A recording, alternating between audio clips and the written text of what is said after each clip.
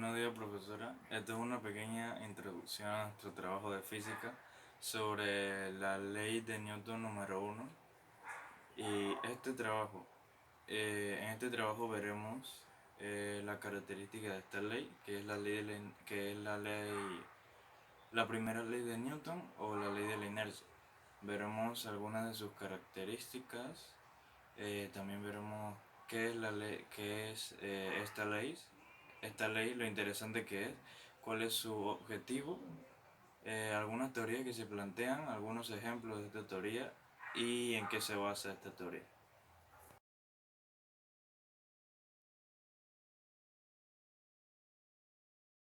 Isaac Newton fue un físico, inventor, teólogo, alquimista y matemático inglés.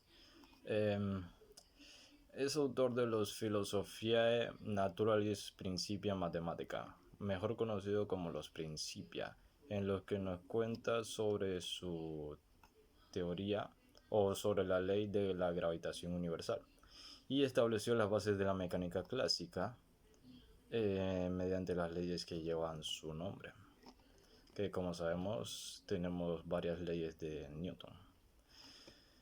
Entre sus otros descubrimientos científicos destacan los trabajos sobre la naturaleza de la luz y la óptica, que se presentan principalmente en su obra Optics. Y en cuanto a matemáticas, tenemos que él desarrolló el cálculo infinitesimal. Newton, junto a Gottfried Leibniz, tuvo el crédito por el desarrollo del cálculo integral y diferencial, que utilizó para formular sus leyes de la física y astronomía. También contribuyó en otras áreas de matemáticas, desarrollando el teorema del binomio y las fórmulas Newton Cotes. Entre sus hallazgos científicos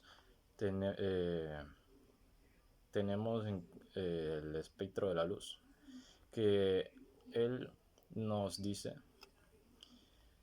que la luz blanca, al pasar en un prisma, esta luz es inherente a esta, por lo que la luz no proviene del prisma.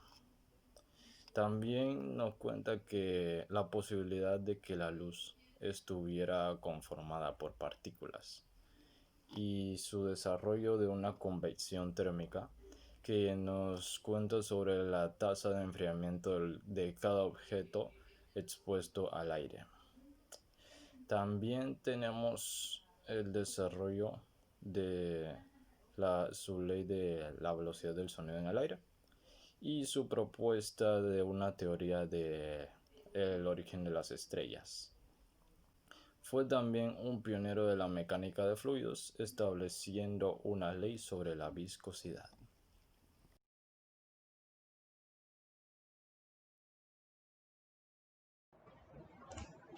¿Qué es la primera ley de Newton? Esta ley postula que ningún cuerpo puede cambiar su estado inicial, ya sea en reposo o en movimiento rectilíneo uniforme, a menos que se le aplique una fuerza o una serie de fuerzas.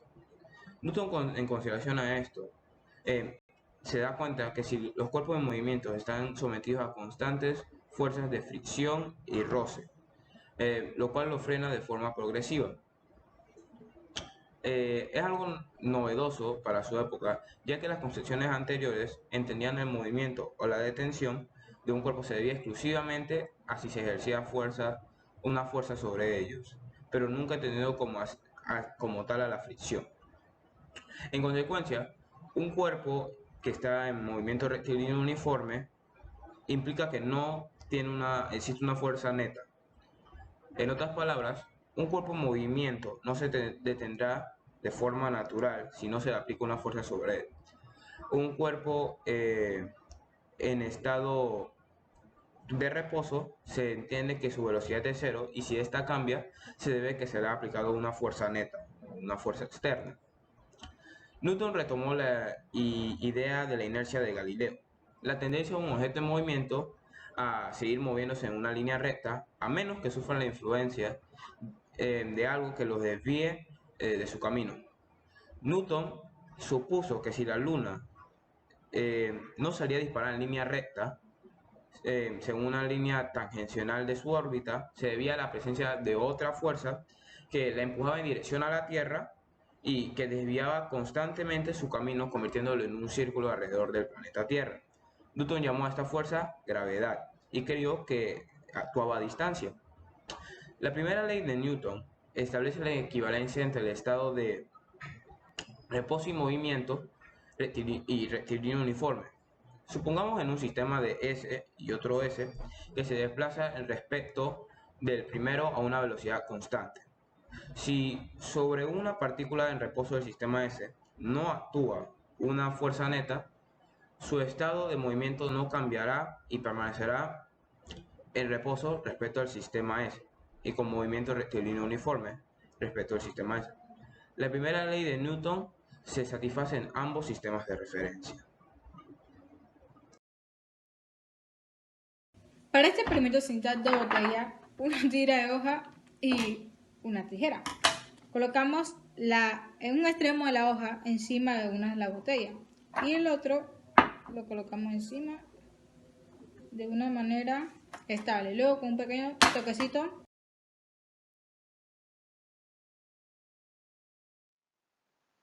Este experimento fue posible gracias a que se experimentó la primera ley de Newton, que se define como los cuerpos que están en reposo se mantienen en reposo. Lo que vimos en el experimento o en el laboratorio fue una fuerza que se le aplica externa al papel para poder mantenerlo con un movimiento constante, mientras que las botellas se mantenían en un movimiento de reposo, es decir, una velocidad cero.